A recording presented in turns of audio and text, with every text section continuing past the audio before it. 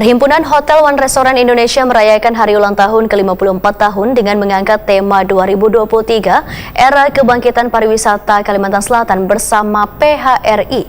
Bubuhan pelaku usaha perhotelan One Restoran diminta senantiasa memberikan pelayanan terbaik bagi wisatawan yang datang berkunjung ke Banjarmasin yang telah menerapkan sertifikasi SNI Cleanliness, Health, Safety, and Environment Sustainability.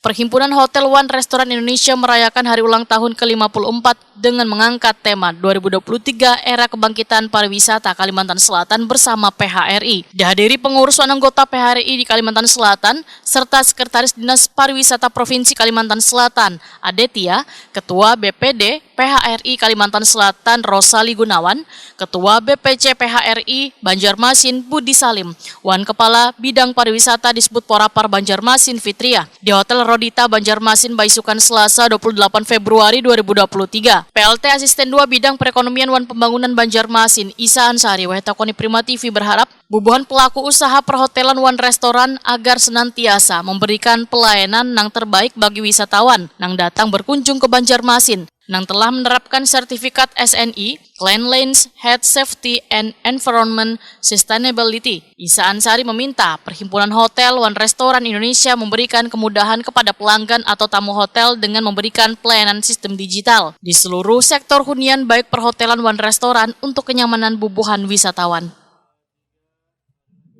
Pada hari ini kita mengikuti rangkaian kegiatan PHRI yang ke-54.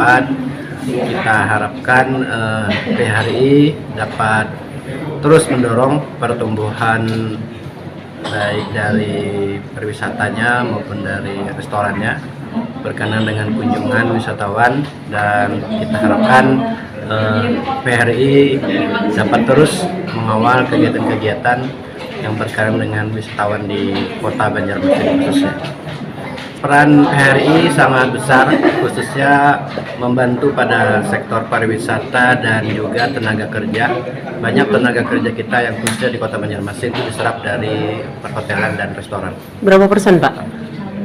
Kalau persentasenya cukup tinggi dan signifikan, alhamdulillah, apalagi di tengah-tengah pemulihan ekonomi sekarang tumbuh pesat, dan alhamdulillah pendapatan asli daerah kota Banjarmasin juga terus meningkat.